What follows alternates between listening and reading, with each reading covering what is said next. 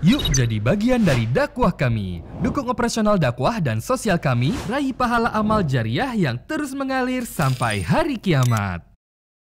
Bagaimana dengan sebuah kisah Ustadz tentang seseorang yang dirasuki oleh ruh temannya seperti ini Ustadz. Dan yang dirasuki tersebut menceritakan perihal yang terjadi kepada dirinya baik dia dulu dizolimi ataupun dianiaya oleh orang lain. Dan bagaimana sebenarnya seorang muslim harus berperilaku dan menyikapi hal seperti ini Ustadz?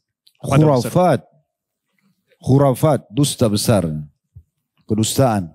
Apakah orang yang sudah mati, ruhnya bisa masuk lagi ke ruh atau ke jasad temannya, keluarganya, segala macam, lalu menginformasikan informasi apa yang dibutuhkan? Apakah berita kematian dia, apakah tentang masalah pencurian, perampokan, atau apa saja? Ini kebohongan, tidak ada dalam Islam. Sama sekali nggak ada. Orang kalau sudah meninggal, masuk ke alam barzah. Tidak ada ceritanya ruhnya kembali. Gentayangan, ganggu orang, ya bicara dan indah itu semua tidak. Itu permainan syaitan. Saya pernah sampaikan dulu di awal-awal kami ceramah, contoh rasional ini tapi insya Allah kita ingatkan kembali.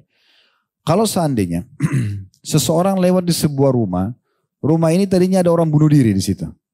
Anggap luas tanah itu 10 meter misalnya. Antum lagi lewat depan pagar. Maka setiap kita lewat di situ, kalau rumah itu terkenal angker atau yang sejenisnya, maka syaitan di sekitar itu akan membisikkan kita. Itu ada orang bunuh diri, perempuan, rambutnya panjang, matanya belalak, keluar darah dari hidung. Oh gitulah, 10 meter saja itu. Di saat itu antum merinding ketakutan. Kalau antum ketakutan bisa saja antum melihat apa yang antum bayangkan itu. Itu permainan syaitan. Ya. Tapi kalau seseorang tidak takut, dia tidak akan lihat apa-apa. Orang yang sering lihat penampakan karena dia sendiri takut itu. Ya. Makanya Allah SWT mengatakan dalam Al-Quran, kekal. Dan ini Allah kekalkan agar kita meyakininya. Fala takhafum wa khawfuni in kuntum mu'minin. Jangan kalian takut pada mereka syaitan-syaitan itu dan takut kepadaku kalau kalian betul-betul beriman. Itu kata Allah Subhanahu wa taala. Jadi semua itu permainan syaitan. Saya pernah, mungkin ini cerita awal-awal kami balik dari Madinah tahun 98. Mungkin ini cerita kejadiannya anggaplah tahun 99 atau tahun 2000. Sudah 24 tahun yang lalu mungkin. Saya dulu pernah ceramah, masih tinggal di kota Makassar. Di satu rumah, keluarga gitu. Mereka rumah orang mampu, punya rumah yang cukup luas. Ada musolahnya, ada kolam renang, segala macam. Rumah yang bagus gitu. Mengajilah satu keluarga itu. Maksudnya pengajian ya. Sementara saya isi pengajian, ada satu perempuan lewat di dekat kolam renang gitu. Masih anak-anak, mungkin anak ABG gitu ya lewat. Saya biasanya nggak pernah nanya gitu. Tidak tahu kenapa itu saya tanya. Sebenarnya ini pengajian keluarga. Pak maaf saya berhentikan pengajian. Karena kita tidak ada live waktu itu belum ada kamera segala macam. Saya tanya Pak ini siapa? Oh itu anak saya Ustadz. Kata pemilik rumah. Terus saya tanya kenapa nggak ikut pengajian? Oh kalau dia berbeda sendiri Ustadz. Kenapa berbeda? Dia sering kedatangan ruh kakek saya di malam Jumat. Iya. Ya, dia bilang sering kedatangan ruh kakek saya malam Jumat. Ya. Terus waktu dia bilang dan dia malam Jumat itu dimatikan lampu gitu kan, terus dia minta kopi hitam, lalu dia bicara. Saya bilang sebentar Pak, saya lanjutin ceritanya. Kakek dia, kok bisa lanjutin? Ya saya sudah tahu nih kemana arahnya. Ini sama, itu permainan syaitan yang mengaku bahwasanya kakeknya dialah, keluar suaranya, dan pasti ujung-ujungnya adalah nanti menebak nasib. Ya. Jadi kamu anak saya, panggil anaknya si Fulan. Syaitan itu tahu, dari mana dia tahu? Dari korinnya. Korinnya orang-orang di situ, pendamping dari syaitannya. Ini masalahnya apa? Oh masalah di pekerjaan, masalah rumah tangganya. Nanti korinnya melapor sama syaitan itu. Syaitan itu akan menyampaikan. Kamu ada masalah di kantor kan? Kamu ada masalah begini kan? Nah solusinya ini. Dia kasih jalan keluar. Ngundi nasibnya. Ternyata betul dia kan? Iya benar Ustaz. Akhirnya kami setiap malam Jumat kumpul keluarga nanya. Nasib pekerjaan bagaimana? Nanti masa depan bagaimana? Nah itu yang diinginkan itu kesyirikan. Supaya manusia bergantung pada syaitan. Gak ada yang tahu hal yang gaib itu. Kalau seandainya ruhnya orang yang sudah meninggal bisa kembali, nggak usah dia masuk ke badan depannya, langsung aja dia sikat itu yang bunuh itu. Hah? Iya nggak? Ngapain ke sini baru ke situ? Langsung aja ini yang masalah, ini yang membunuh. Langsung aja datang ke sini. Cekik langsung. Bukan antum ya. Kenapa harus di sini dulu baru ngomong? Kenapa enggak langsung aja? Atau masuk ke polisi aja sekalian, penyidiknya. Kan gitu. Ini permainan semua. Dan makin kita yakin itu makin berpencar, makin banyak. Syaitan pada panggil temannya, ini semua lemah nih, ayo datang. Kesurupan semuanya. Itu permainan syaitan itu. Ya. Jadi gak ada dalam Islam. Dalam sebuah hadis Bukhari dijelaskan, kalau seseorang meninggal dunia, kalau dia orang beriman, maka akan datang kepadanya 3 sosok malaikat. 2 malaikat rahmah, 1 malaikat penyiksa. 1 malaikat cabut ruh. Ya, 2 malaikat rahmah kasih sayang kiri kanannya membawa kain kafan dari surga. 1 malaikat kasih sayang, pencabut ruh di atas kepala dan mengatakan, hai jiwa yang baik keluar kepada pengampunan Tuhanmu. Keluar ruhnya, kata Nabi SAW, belum sesaat. Dia keluar, dipegang oleh malaikat rahmah, dibungkus kain kafan dari surga lalu dibawa ke langit. Cerita cukup panjang, hadisnya pernah saya sering sampaikan di pengajian. Intinya Allah berfirman kepada para malaikat, catatkan hambaku ini termasuk ahli surga, kembalikan di dunia, di sana saya ciptakan, di sana pula saya bangkitkan. Ruhnya diantar, kata Nabi SAW, bersamaan jasadnya diantar oleh orang-orang. Begitu ruhnya dimasukkan, 3 langkah orang pulang, ruhnya masuk lagi ke kuburannya. Kemudian disitulah malaikat mendudukan dia. Mungkar nakir tanya, siapa Tuhanmu, siapa nabimu, apa agamamu. Maka dia menjawab dengan mudah. Kata Nabi SAW, yuthabbitullahu alladhina amanu bil qawli tsabit fil hayatid dunya wa fil akhirah. Beliau membaca firman Allah SWT, Allah menguatkan di lisan orang-orang beriman untuk menjawab di dunia dan di akhirat. Di dunia maksudnya kalau di dunia gini antum belajar, kenapa sholat, kenapa puasa, kenapa tutup, antum bisa jawab kalau tanya kan. Kalau sudah belajar tahu bisa jawab. Di akhirat maksudnya di pertanyaan mungkar nakir. Maka seperti itu. Lalu kemudian setelah dia jawab dibukakan baginya pintu neraka.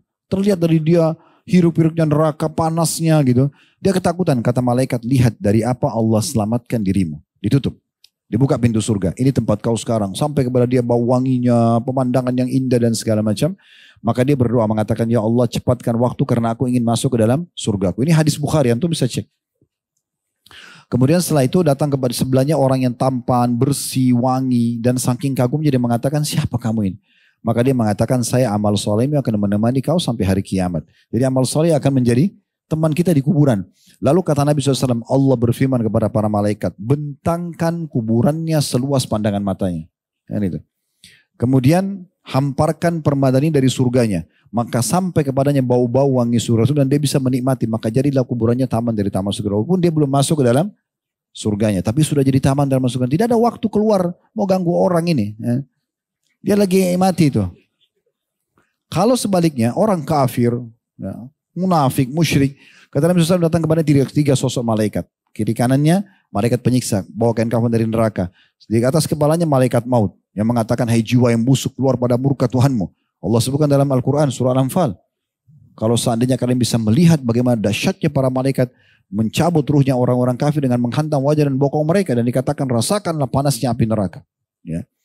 Jadi ruhnya tidak mau keluar kata Nabi SAW. Berantakan di tubuh. Malaikat maut mencabut dengan keras. Ibaratnya seperti bulu domba yang basah. Dililitkan di pohon berduri lalu ditarik dengan keras sehingga berantakan bulu domba itu. Belum sesaat keluar dibungkus dengan kapan dari neraka dibawa ke langit. Dan diterima di langit. Lalu Allah berfirman, catatkan hambaku ini termasuk penghuni neraka, di sana saya ciptakan, kembalikan di dunia karena di sana saya ciptakan, di sana pula saya akan bangkitkan. Diantar tadi sama, jasadnya diantar oleh orang, ruhnya dimasukkan, 3 langkah mereka jalan masih bisa dengar, setelah 3 langkah gak bisa lagi. Didudukan, tanya siapa Tuhanmu, siapa Nabi. Dia gak bisa jawab. Dia cuma bilang, saya cuma ikut-ikut dulu orang bilang apa. Dibukakan baginya pintu surga. Kemudian dia kagum melihat surga itu. Kata malaikat, lihat dari apa kau haramkan dirimu. Kalau dulu kau beriman beramal soleh, ini tempatmu. Ditutup, dibuka pintu neraka. Sampai kepada dia panasnya, hirup-hirupnya, ya segala macam gitu ya. Ketakutan dia, malaikat bilang ini tempat kau sekarang. Tidak bisa kau menghindar darinya. Maka dia mengatakan, ya Allah jangan cepatkan waktu karena aku tidak ingin masuk ke dalam nerakaku. Datang di sebelahnya orang buruk tampangnya, menakutkan, bau badannya busuk. Kita bayangkan sendiri di kuburan seperti itu keadaannya. Maka dia mengatakan, siapa kamu ini? Disuruh pergi dari dia. Dia mengatakan, tidak. Saya amal buruk akan menemani kau sampai hari kiamat. Jadi zinanya, ribanya, semua akan wujud. Makhluk akan menemani dia. Lalu kata Nabi SAW dalam 2 hadis Bukhari. Yang pertama adalah Allah menghimpit tubuh orang tersebut dengan dinding kuburannya. Lalu Nabi kasih gambaran. Sampai tulang rusuknya seperti ini. Nabi kasih gini tangannya. Yang itu. Berarti hancur benar, terjepit kan ya. Lalu Allah utuhkan kembali. Begitu lagi, dijepit lagi. Begitu terus sampai hari kiamat. Riwayat Bukhari yang kedua, Allah datangkan malaikat yang tidak punya pendengaran dan penglihatan. Bagaimana Allah membawa sebuah besi, mitraqah. Besi itu kalau seluruh jin dan manusia bersatu untuk membalik saja mereka tidak mampu karena beratnya. Ini luar biasa. Lalu dihantamkan ke orang tersebut, hancurlah dia. Dia menjerit berteriak, seluruh makhluk Allah mendengarkan teriakannya kecuali jin dan manusia. Kalau jin dan manusia mendengarkan teriakan orang tersebut, maka dia akan mati seketika. Mereka akan mati seketika. Makanya Allah masih tutup kuping kita, nggak bisa dengar jeritan mereka di kuburan. Maka jadilah kuburannya lubang dari lubang neraka. Dihimpit, hancur, diutuhkan, dihantam, hancur. Begitu terus. Mana ada waktu ini keluar gentayangan? Hah? Digambarkan lagi di film-film, kuburan terbuka, pocong keluar, loncat-loncat, datang ke rumah. Dari mana? Khurafat semua. Saya tanya sini jujur, ini Masya Allah ribuan yang datang. Antum pernah lihat pocong datang ke rumah antum? Ketuk-ketuk gitu, kakek-kakek datang, kaki antum minta apa, gimana? Gak ada. Di Indonesia ini pernah ada orang, pernah dengar berita ya, yang dia bunuh orang lalu dia makan korbannya. Gak didatangnya apa itu? Hidup aja dia biasa, gitu kan? Gak ada. Jadi gak ada urusannya. Ya kita gak usah sebut nama. Di salah satu metode pengajian kita tidak sebutkan nama, tapi itu salah satunya. Jadi gak ada semua itu. Itu khurafat, ya. Jadi jangan dipercaya. Pernah juga saya dengar begitu informasi di beberapa wilayah kita. Ada anak kecil, indigo. Dia bisa tebak ini, tebak itu. Ini syaitan semua ini. Saya pernah diundang di salah satu TV swasta nasional waktu itu. Ada acara, subhanallah saya lupa judulnya. Tapi betul terkenal waktu itu. Kemudian salah satu programnya adalah membahas tentang kelebihan anak-anak indigo. Gitu. Sutradara datang kepada saya lalu mengatakan, Ustadz ini anak indigo, kita sudah punya sampel, ini perlu kita angkat di masyarakat, maksudnya bagus gitu. Saya bilang, Pak, saya diizinkan sampaikan ya? Saya bilang ya, indigo itu dari syaitan, saya bilang. Permainan jin, syaitan itu. Masa Ustadz tetap dia dialog sama saya? Saya bilang, coba gini aja, supaya Bapak yakin, tanya anak-anak kecil yang dikatakan indigo dan sampel itu, tanya, dia dapat informasi gaib dari mana? Pasti dia bilang, dari teman saya di atas lemari di kamar saya, dari yang ada di belakang pohon di belakang saya, dari sumur. Itu syaitan semua itu. Permainan jin. Dia masuk ke anak-anak yang memang mungkin orang tuanya tidak ajarin sholat, di rumah itu tidak pernah ada Al-Quran, apalagi banyak patungnya. Oh itu tambah jadi gitu. Tambah jadi itu jadi masalah.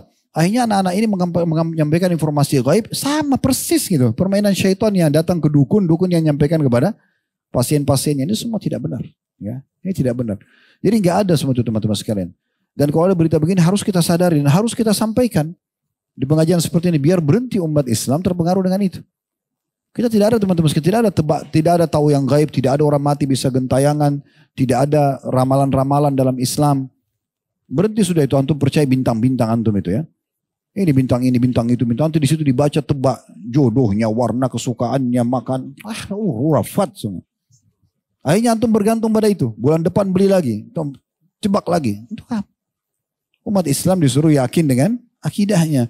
Syariat Allah sudah jelas. Mana halal nikmatnya, mana haram tinggalkan kan selesai. Kan itu. Allahu a'lam. Ya.